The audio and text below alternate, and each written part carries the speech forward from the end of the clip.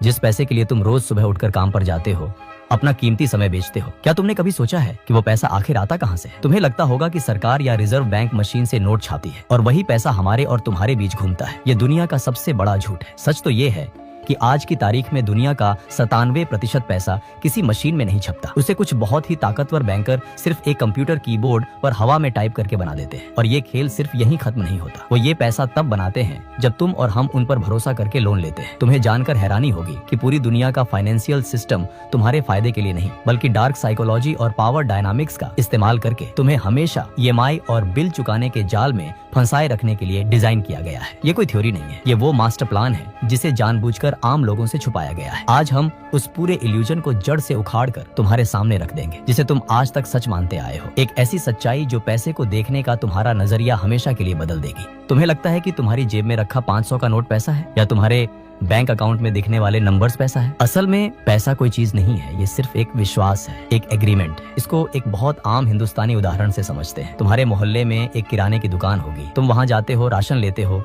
और दुकानदार से कहते हो, भैया खाते में लिख लेना। दुकानदार एक पुरानी सी डायरी निकालता है और उसमें तुम्हारे नाम के आगे 500 रुपए लिख देता है। तुमने उसको कोई नोट नहीं दिया, कोई UPI स्कैन नहीं किया, फिर भी ट्रांजैक्शन हो गया। क्यों? क्योंकि तुम दोनों के बीच एक एग्रीमेंट है। दुकानदार को विश्वास है कि तुम महीने के अंत में उसे पैसे दे दोगे। कल को अगर वो दुकानदार किसी तीसरे इंसान को वो डायरी दिखाकर कहे कि मुझे इस आदमी से 500 रुपए लेने हैं, तुम ये उधार अपने नाम कर लो और मुझे सामान दे दो, तो वो डायरी का पन्ना ही पैसा बन गया। पैसा हमेशा से यही था, एक विश्वास। नोट और सिक्के तो बस उस विश्वास को छूने लायक बनाने का एक तरीका थे। शुरू से हमें स्कूल में एक कहानी सुनाई जाती है, बार्टर सिस्टम। पहले लोग आपस में चीजें बदलते थे। तुम मुझे अपने खेत का गेहूं दे दो, मैं तुम्हें अपनी गाय का दूध दे दूंगा। फिर उन्हें हिसाब रखने में परेशानी हुई तो उन्होंने पैसा बना लिया। सच्चाई ये है कि ऐसी कोई कहानी इतिहास में कभी हुई ही नहीं। दुनिया के किसी भी कोने में, किसी भी सभ्यता में बार्टर सिस्टम से शुरू होने वाली इकोनॉमी का कोई सबूत नहीं है। ये सिर्फ कुछ पुराने इकोनॉमिस्ट्स की कल्पना थी जो सच मान ली गई। असलियत बिल्कुल उल्टी है। बार्टर सिस्टम तब शुरू होता है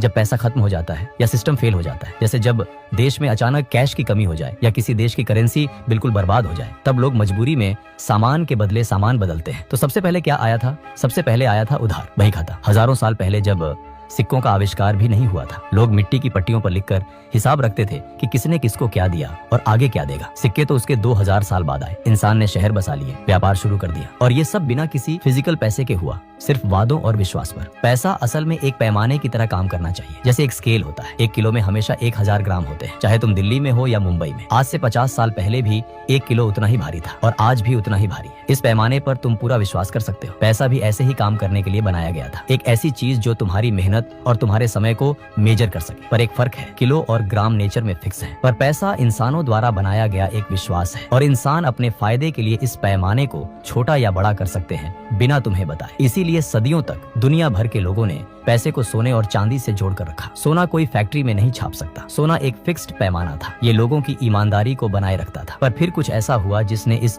पूरे सिस्टम को अंदर से खोखला कर दिया। कागज के नोट कैसे शुरू हुए, ये समझना बहुत जरूरी है। सोचो, सैकड़ों साल पहले का समय। एक व्यापारी को ढेर सारा सोना और चांदी लेकर एक शहर से दूसरे शहर जाना है। रास्ते में डाकुओं का खतरा है, इतना भारी वजन उठाना भी मुश्किल है। तो उसने क्या किया? उसने अपना सोना अपने शहर के सबसे भरोसेमंद सुनार के पास रख दिया। सुनार ने उसके बदले में एक रसीद लिखकर दे दी कि इस पर्ची को लाने वाले को मैं इतना सोना दूंगा। इंडिया में इस सिस्टम को हुंडी कहा जाता था। अब व्यापारी दूसरे शहर गया और उसने ढेर सारा सामान खरीदा। सोना देने की बजाय उसने वो सुनार की रसीद सामने वाले को दे दी। सामने वाले ने भी खुशी खुशी वो रसीद ले ली, क्योंकि उसे पता था कि वो जब चाहे सुनार के पास जाकर उस रसीद के बदले सोना ले सकता है। लोगों की जिंदगी आसान हो गई। सोने की जगह कागज के टुकड़ों रसीद ने ले ली। यहाँ तक सब ठीक था, पर अब शुरू होता है असली खेल। सुनार ने एक दिन बैठे बैठे सोचा कि मेरे पास लोगों का इतना सोना रखा है, पर लोग तो आपस में सिर्फ मेरी रसीद का लेन देन कर रहे हैं। कोई भी अपना सोना वापस लेने जल्दी नहीं आता। उसके दिमाग में एक ख्याल आया। उसने कुछ नकली रसीदें छाप ली जिनके पीछे कोई सोना रखा ही नहीं था, और उसने वो नकली रसीदें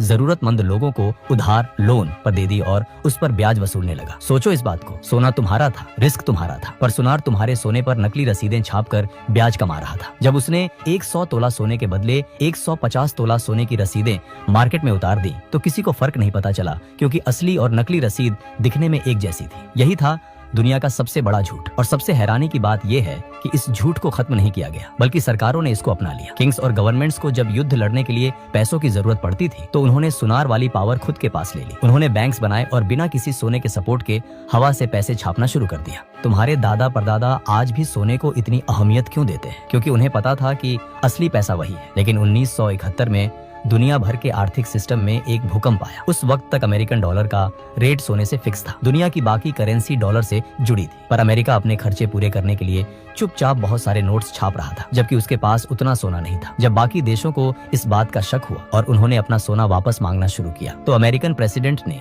एक दिन टीवी पर आकर कह दिया कि अब से डॉलर के बदले कोई सोना नहीं मिलेगा। एक रात में दुनिया भर का पैसा सिर्फ एक कागज का टुकड़ा बनकर रह गया। उसके पीछे की आखिरी सच्चाई, आखिरी गारंटी हमेशा के लिए खत्म हो गई। ये 50 साल से भी ज्यादा पुरानी बात है और हम आज तक उस कागजी सिस्टम पर चल रहे हैं जिसे हम फिएट करेंसी कहते हैं। अब तुम्हें लगता होगा कि चलो जो हुआ सो हुआ, लेकिन आजकल तो बैंक स्ट्रिक्टली काम करते हैं। हम सबको लगता है कि बैंक एक आम मिडिल मैन है। तुम अपने सेविंग्स बैंक में डालते हो, बैंक उसमें से कुछ हिस्सा अपने पास रखता है और बाकी का पैसा किसी और को लोन पर दे देता है। ये झूठ है। असलियत तो और भी ज्यादा डरावनी है। आज की डेट में दुनिया का 97% पैसा फिजिकल कैश नहीं बल्कि कंप्यूटर स्क्रीन पर दिखने वाले डिजिटल नंबर्स हैं। और इन नंबर्स को सरकार या रिजर्व बैंक नहीं बल्कि तुम्हारे आम प्राइवेट बैंक्स बनाते हैं। कैसे? मान लो तुम एक बैंक में 10 लाख रुपए का होम लोन लेने गए। तुमने पेपर्स पर साइन किया। उसी वक्त बैंक ने ना तो किसी और के सेविंग्स अकाउंट से पैसे निकाले, ना ही RBI से पैसे मांगे। उन्होंने बस अपने कंप्यूटर कीबोर्ड पर 10 लाख रुपए टाइप किए और तुम्हारे अकाउंट में डाल दिए। तुम्हारे सिग्नेचर ने हवा में से 10 लाख रुपए पैदा कर दिए। ये पैसा इस दुनिया में था ही नहीं। ये तब बना जब तुमने कर्जा लिया। लेकिन इस पूरे सिस्टम में एक ऐसी खामी है